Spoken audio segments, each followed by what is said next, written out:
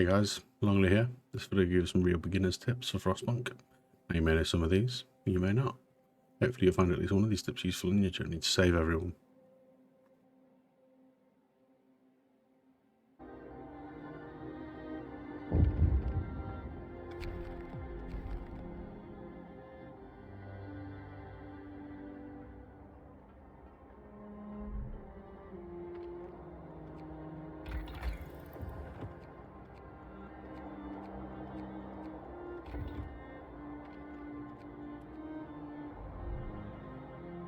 First thing we're going to look at is what happens if you fail to turn the generator on. Now this is easy to miss, and if you don't have any tents built, this happens. Now, if you get to this point and you've just lost all these people, restart the game. Don't bother trying, it's going to fail.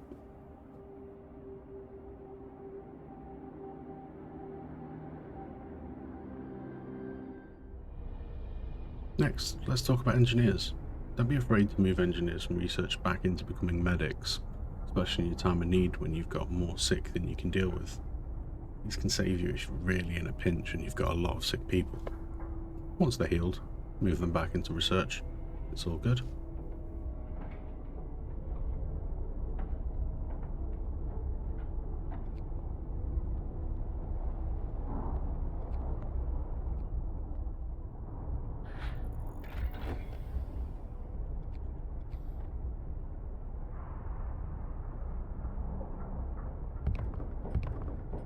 Moving on to buildings, there's a very useful tip which affects generally longer buildings, so workshops, thumpers, care houses, child shelters and infirmaries.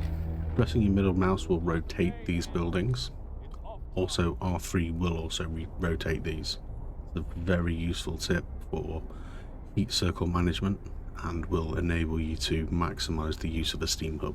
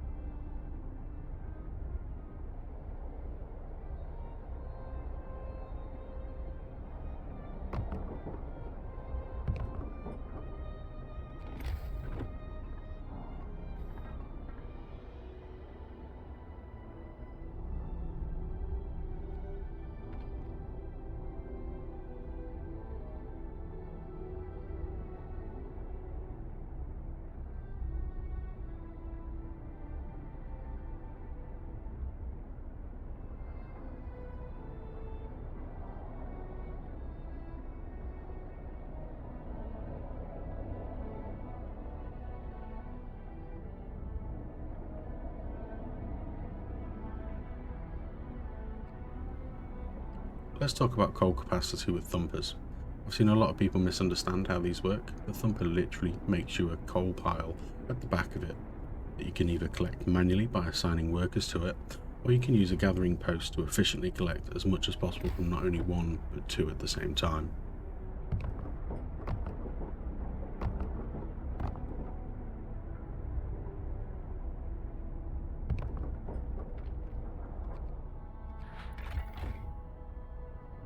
One of the most useful tools within Frostpunk is the economy tab. It can tell you how much coal you're using and gaining each day. There's a breakdown of all resources and accommodation too, which will tell you if you have any empty houses. This will also tell you if you are using too much resource to maintain where you're currently at. I use this on every playthrough to ensure that I'm not going to drop too much resource when I need to raise those heat levels to save the people.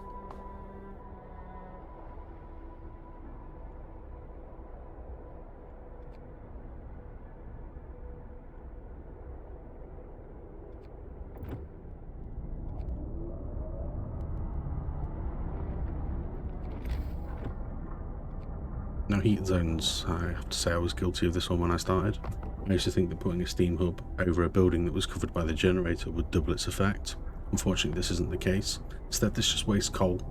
Best thing to do is to make sure your steam hubs are not touching the inside ring of your generator so that you are able to efficiently use that coal.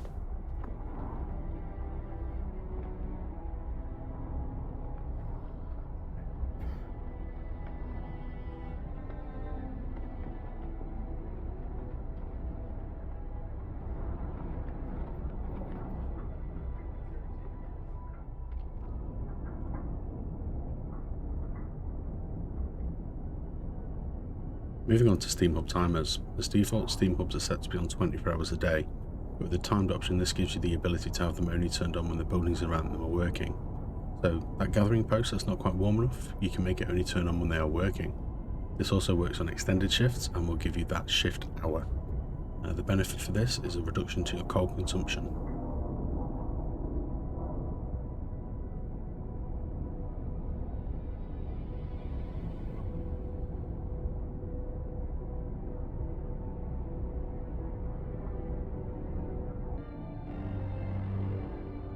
Wrap up well. The frost is here.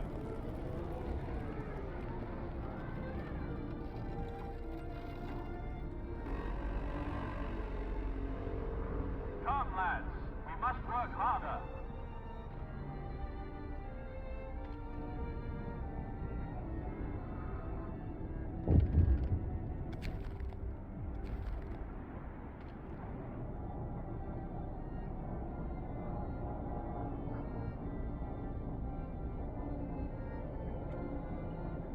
Lastly, and my favourite, the generator overdrive.